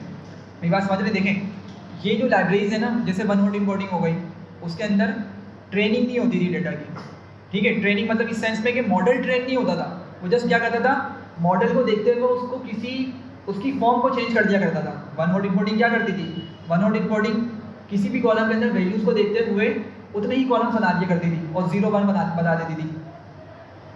नॉर्मलाइजेशन क्या करता था, नॉर्मलाइजेशन ट्रेनिंग डेटा का मैक्स और मीन उठाता था और डेटा को हाथ का ट्रांसफॉर्म भी कर देता था।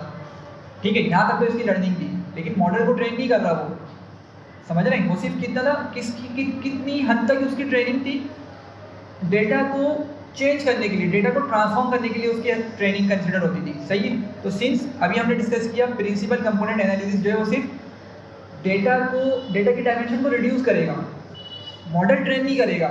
सही है, तो इसी वजह से हमें इस पर फिट ट्रांसफॉर्म चलाना पड़ेगा कि क्या करे, वो जो ट्रेन वाले डेटा को समझ कर आ रहा है वही चीज़ फिर किस पे अप्लाई करेगा, वो एक्स टेस्ट पे अप्लाई करेगा। ठीक है, तो मैं इसको एक्स ट्रेन करके TRF लिख देता हूँ, ट्रांसफॉर्म को शॉर्टकट में एक्स ट्रेन ट्रांसफॉर्म बोल दिया।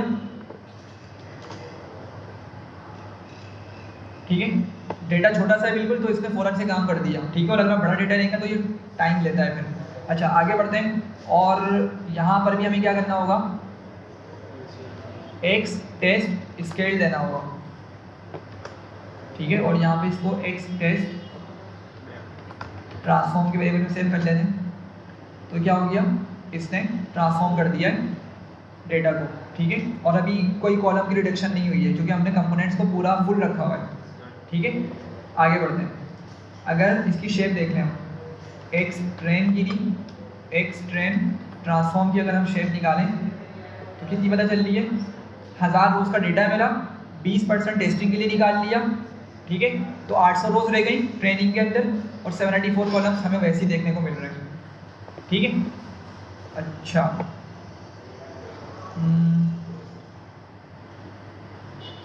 मैं नीचे दोबारा ही लिख दिया। सही है, तो ये क्या किया मैंने, PCA लगा के मैंने एक्स ट्रेन ट्रांसफॉर्म और एक्स टेस्ट ट्रांसफॉर्म निकाल लिया। ठीक है, अब क्या करूँगा मैं KNN का यूज़ करूँगा। यहाँ पे थोड़ा कोड से मिस हो गया, यहाँ पे क्या दोबारा क्या यूज़ करेंगे, KNN का यूज़ करेंगे। और आपको आइडिया है कि KNN के अंदर कोई हमें ज़्यादा डिफरेंस नहीं मिलने वाला, ज़्यादा का मिलेगा ही नहीं डिफरेंस। सही है, क्योंकि अभी तक कुछ रिडक्शन हुई नहीं है।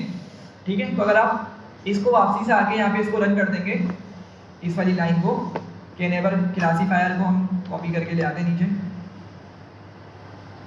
फिर से हम इसका ऑब्जेक्ट बनाते हैं और फिर क्या करेंगे, इसको फिट करेंगे। लेकिन फिट किस पे करेंगे,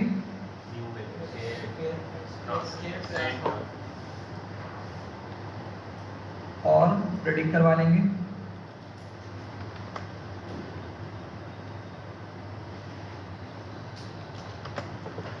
सही है, अच्छा ट्रेन पे नहीं करेंगे, ऊपर क्या था हमारा कि हमने डायरेक्ट ट्रेन का यूज़ कर लिया था, ऊपर ट्रेन का यूज़ क्यों किया था वैसे, स्केल अच्छा हमने स्केलिंग नीचे परफॉर्म करी।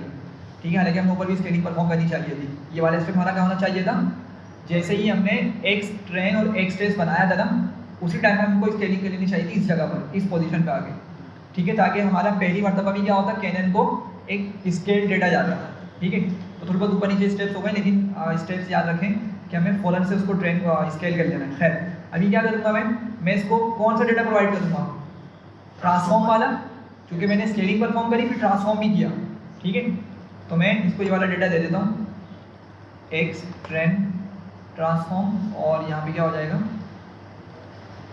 एक्स टेस्ट ट्रांसफॉर्म, और हम यहाँ पे उसकी एक्यूरेसी स्कोर कैलकुलेट कर लेते हैं, वाई टेस्ट और वाई प्रेड। तो कितना आ रहा है, 84 आ रहा है, और ये स्केलिंग की वजह से हुआ बेसिकली। ठीक है, स्केलिंग की वजह से क्या हुआ है, डेटा क्लोज हुआ। ठीक है, और उसकी जो रेंज चेंज हुई है उसकी वजह से हमारे पास ये उसकी एक्यूरेसी आ रही है। लेकिन अभी तक प्रिंसिपल कंपोनेंट अपना काम नहीं किया, पॉइंट इसमें समझाने का ये, उसने अभी तक कंपोनेंट्स को कम नहीं किया। अब हम आगे बढ़ते हैं, और अब यहाँ पर PCA का यूज़ करते हैं, और कंपोनेंट्स में से कितने बता रहे हैं, 200 कंपोनेंट्स रखो। कितने थे टोटल, 784 कॉलम्स थे, उससे कितना बोल रहे हैं इसको, 200 कॉलम्स रखो। ठीक है, 200 कंपोनेंट्स रखो।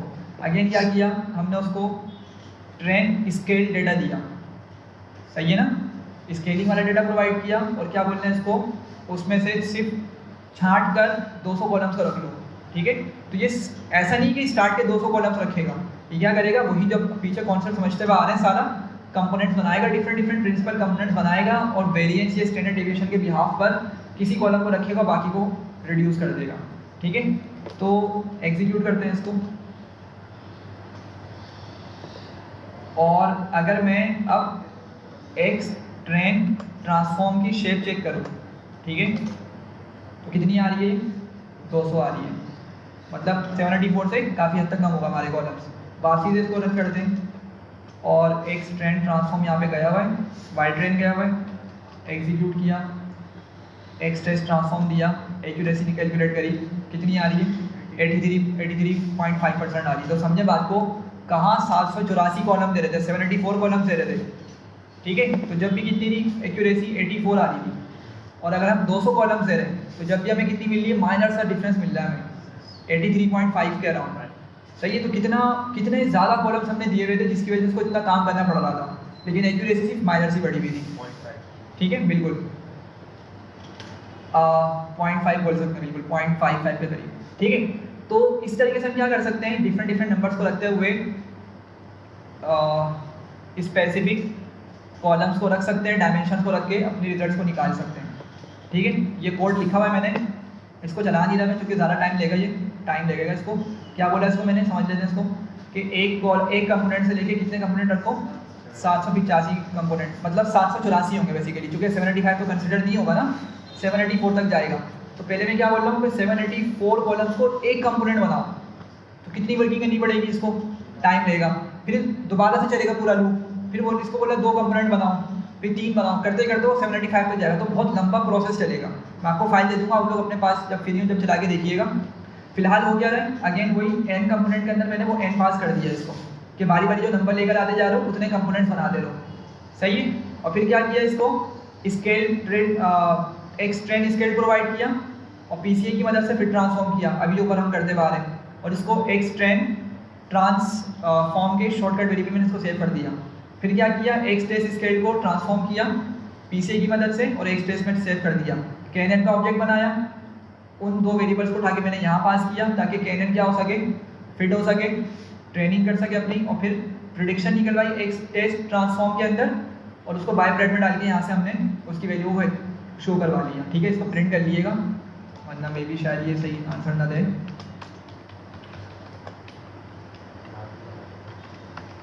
ठीक है। खैर मैं इसको रन नहीं कर रहा चूँकि बहुत टाइम ले जाएगा ये, आप लोग इसको रन करिएगा। ये क्लियर है यहाँ तक? तो आपको आइडिया हो जाएगा कि आपके पास कौन सी कंपोनेंट पर एक्यूरेसी करीब मिल रही है। अब तो अभी तो देखें मैंने बिल्कुल एक रैंडम नंबर लिखा था 200, मैं भी अगर मैं इसको 100 रखता तो जब भी मुझे 83 के करीब इसकी एक्यूरेसी देखने को मिल जाती। हो सकता है कि 121 रखता जब भी इसको देखने को मिल जाती इसकी एक्यूरेसी 84 के करीब। तो ये आपने आप देखना है कि कौन से मतलब कितने कंपोनेंट्स रखने चाहिए, कॉलम कितने रखने चाहिए कि आपकी जो ओरिजिनल एक्यूरेसी है बगैर कॉलम रिड्यूस करे उसके करीब करीब मिल रही है, ठीक है।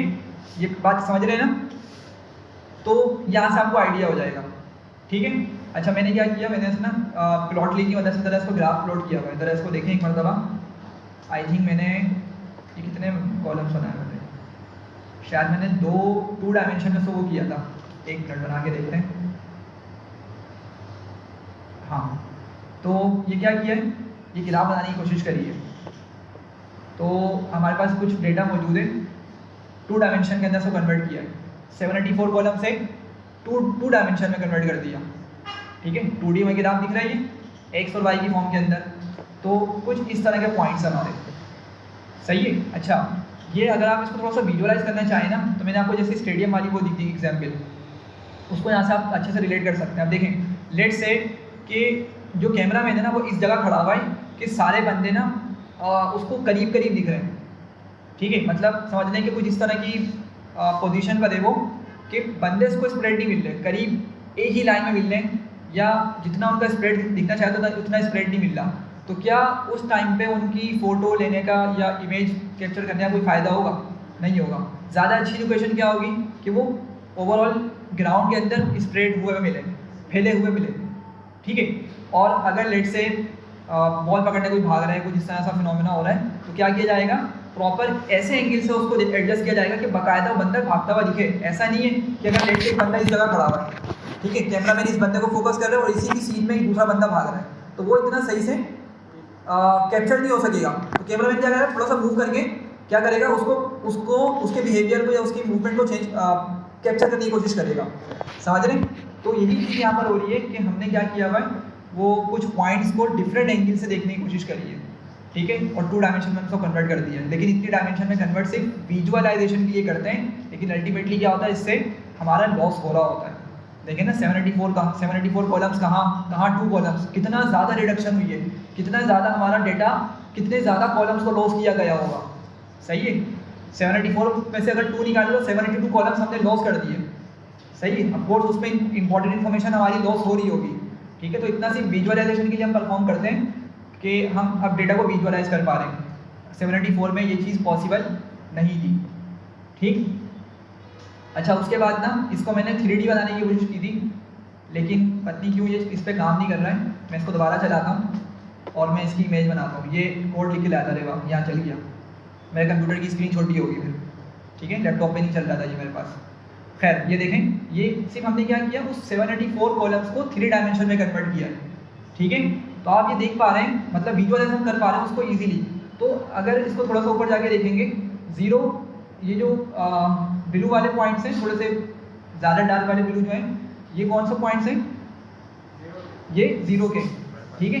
तो आप इसको अच्छे से विजुअलाइज कर पा रहे हैं कि कुछ इस तरह का डेटा हमारा क्या है, मौजूद है उन इमेजेस के अंदर जो हमने बाइनरी के अंदर 0-1 की फॉर्म के अंदर इंपोर्ट किया था, ठीक है। अगर आप चाहें तो उसको ऑफ कर सकते हैं। 1 को मैंने हटाया, 6 को हटाया, लेट से 9 को हटाया, ये सिंप्लीफाई हो जाएगा यहाँ पर। अच्छा, ये सारी जो डायनेमिक प्लॉटिंग हो रही है, ये एक प्लॉटली एक लाइब्रेरी उसकी मदद से हो पा रही है, ठीक है। 7 को हटाया, 3 को हटाया, 4 को हटाया, 5 को हटाया, सिर्फ लेट से मैंने 0 और 8 रहने दिए, तो हमारे पास क्या है, सिर्फ ये 0 और 8 पॉइंट्स मौजूद हैं, ठीक है। तो अगर आप लोग इसको ज़रा फोकस करेंगे तो आपको आइडिया होगा कि हमें 0 और 8 के दरमियान थोड़ा सा डिस्टेंस कम मिलता है, और ऐसा होगा भी। अगर आप लोग थोड़ा सा इमेजिन करें, 0 और 8 थोड़ा से सिमिलर है, ठीक है, एक हद तक, बहुत ज़्यादा नहीं, लेकिन क्या है, ये कुछ हद तक सिमिलर है, ठीक है। सिमिलरली अगर हम बात करें 1 और 9, तो इनमें काफ़ी सिमिलरिटीज़ हैं। तो अगर हम 1 वाले को ऑन कर दें और 9 वाले को ज़रा एनालाइज करें, तो ये पॉइंट्स हमारे क्या होंगे, क्लोज दिखेंगे। सही है। तो इस तरीके से आप क्या कर सकते हैं, मतलब विजुअलाइज कर सकते हैं डिफरेंट नंबर्स को रख के, कि 4 थोड़ा सा अबव जा रहा है, ठीक है। 7 को देखेंगे तो मे बी, अच्छा 7 थोड़ा सा और अंदर को दिख रहा है हमें, ठीक है। 7 किसके अंदर घुसा हुआ दिख रहा है, ये अगर मैं 1 मिनट 1 लाया हूँ मैं किसको, हाँ, ये 9 वाले के साथ, बिल्कुल 7 और 9 वाले के साथ, मतलब पॉइंट्स क्या बहुत ज़्यादा क्लोज हैं। और ऐसा क्यों है, क्योंकि सिमिलैरिटी है, 7 और 9 के अंदर भी कुछ सिमिलैरिटी कुछ हद तक मौजूद है, तो इसी वजह से पॉइंट्स क्या हो रहे हैं, बहुत ज़्यादा क्लोज यहाँ पे देखने को मिल रहे हैं। तो खैर, ओवरऑल आइडिया बस यही था समझाने का कि हम PCA की मदद से हायर डायमेंशन को लोअर डायमेंशन में कन्वर्ट करते हैं, और जो अल्टीमेट मकसद था उसका कि विजुअलाइज कर सके डेटा को, तो हम कुछ इस तरह से उसकी विजुअलाइजेशन परफॉर्म कर पाते हैं, ठीक है। एक बस लास्ट पार्ट है हमारा कि हमें ये किस तरह डिसाइड करना है, किस तरह मालूम होगा कि मैंने कितने कंपोनेंट्स बनाने हैं। ये तो हमने बात कर ली कि जितनी परफॉर्मेंस हमें मिलेगी, लेट से बगैर रिडक्शन के हमें 84% मिल रही है एक्यूरेसी 84% मिल रही है, लेकिन हमने कुछ कॉलम्स रिड्यूस करे। तो मैं चाह रहा हूँ कि मेरी परफॉर्मेंस 84 के करीब ही है, बहुत ज़्यादा कम ना हो। तो मुझे किस तरह मालूम होगा कि मैं कितने कॉलम्स को रिड्यूस करूँ, 10 करूँ, 20 करूँ, 100 करूँ, 200 करूँ, कितने करूँ रिड्यूस, कितने में आखिर हद तक अपने पास कॉलम्स को रखूँ कि उतने कॉलम्स होने पर मेरे पास एक्यूरेसी ओरिजिनल वाली एक्यूरेसी के करीब रहे। बस हमें अब ये फाइंड आउट करना होता है इन दी एंड, सही है। तो उसके लिए क्या मेरे पास, ये देखें, कंपोनेंट्स अगेन वही हैं, हमने जितने कंपोनेंट्स बनाए हुए होंगे हमें उसी के हिसाब से इनकी वैल्यूज देखने को मिल रही होंगी, ठीक है। तो आई थिंक ऊपर हमने 200 कंपोनेंट रखे थे लास्ट टाइम, अभी ऊपर जो है ऊपर वाले पे हमने 200 के करीब रखे थे। खैर, तो जितने भी हमने कंपोनेंट्स रखे होंगे ना, ये वैल्यूज मुझे उसी के हिसाब से मिल रही होंगी। PCA के अंदर से हम कंपोनेंट्स निकालने का बोल रहे हैं, ठीक है। तो उतनी ही वैल्यूज हमें यहाँ पे देखने को मिल रही होंगी। और अगर मैं इसकी शेप निकालूँ तो कितनी आ रही है, 3 रोज और 784 कॉलम्स, ऐसा क्या होता है? सर ऐसे ही 1 मिनट। अच्छा 3 यहाँ से आ गए, 3 कंपोनेंट्स यहाँ से उठा रहे हैं, तो 3 और 784 क्या शो कर रहे हैं? कंपोनेंट तो अच्छा, हमने कॉलम पास किए ना, हाँ। इसमें तो कॉलम रिड्यूस होने चाहिए, हमारे यहाँ रॉस क्यों रिड्यूस होना? 1 मिनट।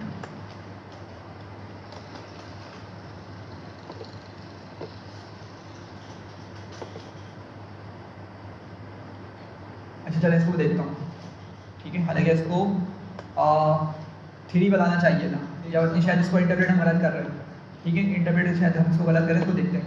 फिलहाल के लिए देखें, अगर आपको अभी माइंड में हो कि अभी हम वेरिएंस की मुसलसल बात कर रहे थे, ठीक है, तो एक हमारे पास ये एक एट्रीब्यूट होता है, इस मदद से हम क्या कर सकते हैं, हर कॉलम की वेरिएंस का आइडिया लगा सकते हैं कि वो कितनी वेरिएंस है, ठीक है। तो पहला जो कॉलम होगा उसकी ये वेरिएंस है, मतलब उसमें इतना स्प्रेड था डेटा का, दूसरे वाले में इतना स्प्रेड था, तीसरे वाले में इतना स्प्रेड था, सही है। और अगर हम इसको रेशो की फॉर्म में निकालें तो हमें आइडिया लगे कि ओवरऑल मेरा ये वाला कॉलम कितना परसेंट वेरिएंस रखता है, या कितनी परसेंट इसके अंदर क्या है, स्टैंडर्ड डिविएशन मौजूद है, ठीक है। रेशो के हिसाब से बात हो रही है। अच्छा क्वेश्चन, लास्ट वाला क्वेश्चन क्या था कि कितने कॉलम्स रखूँ, कितने कॉलम्स में रखूँ अपने पास कि उतने कॉलम्स रखना मेरे लिए सही होगा, उस पे उसकी वजह से, उतने कॉलम्स रखने की वजह से अल्टीमेटली एक्यूरेसी पे वो बहुत ज़्यादा कोई फर्क नहीं पड़ेगा, ठीक है। तो हम क्या करेंगे, यहाँ पर ना क्यूमुलेटिव सम निकालेंगे। मैं अगर आपको वापसी से जाकर एक काम करता हूँ, मैं इस n कंपोनेंट के बजाय 3 के बजाय इसको मैं नल कर देता हूँ, मतलब मैक्सिमम बनवा देता हूँ मैं इससे, ठीक है। फिर आगे जाता हूँ और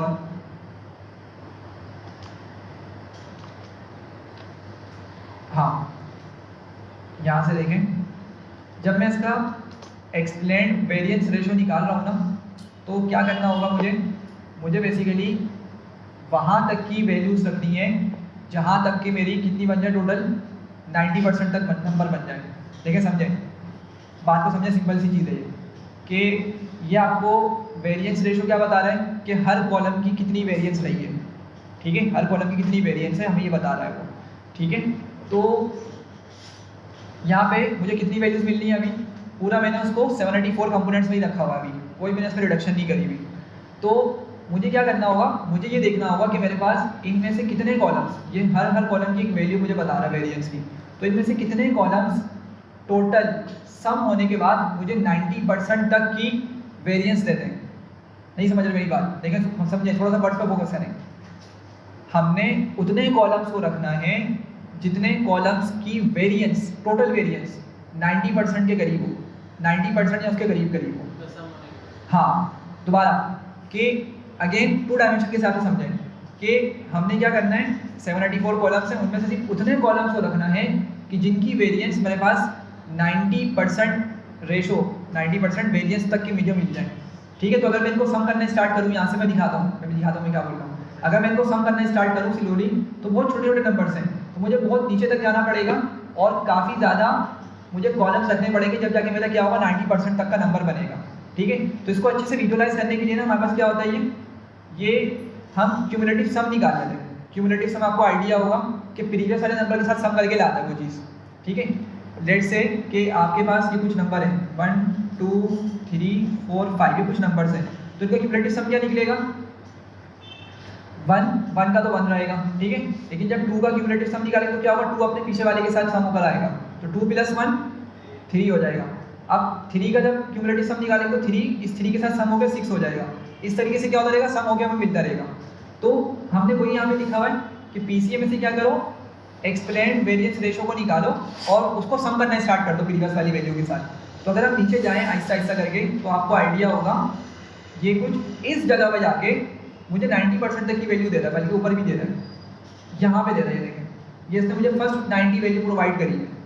तो मुझे क्या करना होगा, मुझे एटलीस्ट इतने कॉलम्स, यहाँ तक के कॉलम्स रखने पड़ेंगे अपने पास, इससे कम रिड्यूस नहीं कर सकता मैं डायमेंशंस को। अगर इससे कम रिड्यूस किया तो फिर वो आपका एक अच्छी प्रैक्टिस नहीं होगी और अच्छी परफॉर्मेंस उसको देखने को नहीं मिलती, सही है। तो मतलब एक रूल ऑफ थंब है कि आपने 90% तक की उसकी वेरिएंस के सम तक की जाना है, मतलब इतने कॉलम्स एटलीस्ट रखने हैं कि उनकी वेरिएंस का जब सम किया जाए तो वो 90 के करीब करीब आए। सही है। अच्छा, एक और ग्राफ भी मौजूद है, उससे आपको अच्छे से आइडिया हो जाएगा। तो मैंने क्या किया है, सिंपल उसी वेरिएंस वाले ऊपर वाले पार्ट को उठा के यहाँ पे प्लॉट कर दिया, ठीक है। और जब इसको एग्जीक्यूट किया तो आपके सामने ग्राफ आ रहा है कि यहाँ पर मेरे पास बेसिकली वो कंपोनेंट्स बता रहा है। ये एक्स एक्सिस पे क्या दिखा रहा है, कंपोनेंट्स, और ये आपकी वेरिएंस दिखा रहा है। तो देखिए 90 तकरीबन कहाँ पर आएगा मेरे पास, आई थिंक 0.8 0.9 यहाँ पे सेंटर पे आएगा, ठीक है। तो इतनी वैल्यू अगर मैं इसको टच करूँ, यहाँ पे ग्राफ को टच करूँ और फिर यहाँ से नीचे आ जाऊँ वेरिएंस, तो तकरीबन अगर मैं मे बी 80 के करीब आ रहा है शायद ये, अगर 80 तक मैं अपने कंपोनेंट्स रखता हूँ, 80 कॉलम्स अगर मैं अपने पास रखता हूँ, तो मेरी जो एक्यूरेसी हो थोड़ी सही रहेगी, इतना कोई फ़र्क नहीं पड़ेगा, ठीक है। हाँ, अगर मैं 80 से ज़्यादा कॉलम्स रखता हूँ, ठीक है, या अगर मैं स्पेसिफिकली यहाँ बात करूँ, ये बल्कि सॉरी 80 क्यों बोलता हूँ, 90 था ना, 90 सॉरी 90, 80 भी 90, तो अगर मैं 90 तक की एक्यूरेसी रखता हूँ तो तकरीबन मेरा जो एक्यूरेसी मिलने वाली है वो तकरीबन अच्छी रहेगी। और अगर मैं इतने कंपोनेंट से ज़्यादा, मतलब 80 या 90 जितने भी आ रहे हैं, अगर उतने कंपोनेंट से ज़्यादा मैं अपने पास रखता हूँ तो उसके बाद मुझे इतनी कोई ज़्यादा वैल्यू में चेंज नहीं मिलेगा, थोड़ा बहुत तो चेंज होता हुआ मिल जाएगा मुझे, सिर्फ इतना पार्ट। समझ रहे हैं बात को, मतलब अगर मैं यहाँ पे 90% एक्यूरेसी अचीव कर चुका हूँ इस जगह पर, तो थोड़े से और कंपोनेंट्स बढ़ाने में मेरे पास 4 से 5% एक्यूरेसी का डिफरेंस आएगा। लेकिन उस बाद मैं भले कितने ही कंपोनेंट बढ़ा दूँ, मतलब 90 से ऊपर में जितने भी कंपोनेंट बढ़ाऊंगा, एक थोड़ा से हद तक 10 या 12 और डायमेंशन रखने तक तो बात सही रहेगी। लेकिन उसके अलावा जितने भी मैं कंपोनेंट्स बढ़ाऊंगा, जितने भी मैं डायमेंशन बढ़ाऊंगा, उसका अल्टीमेटली कोई फ़र्क या फ़ायदा नहीं होने वाला मेरी परफॉर्मेंस के ऊपर। क्लियर हो रही है बात। बाकी बात रही इसकी कंपोनेंट्स वाली, इसको मैं देख के बता दूंगा आप लोगों को कि ये क्या ऐसी चीज़ है कि हमें वो दिखा रही थी, ठीक है। तो यहाँ तक के रखते हैं इसको, ये हमारा लास्ट टॉपिक हो गया प्रिंसिपल कंपोनेंट एनालिसिस का, और इंशाल्लाह नेक्स्ट क्लास में हम डीप लर्निंग स्टार्ट करेंगे।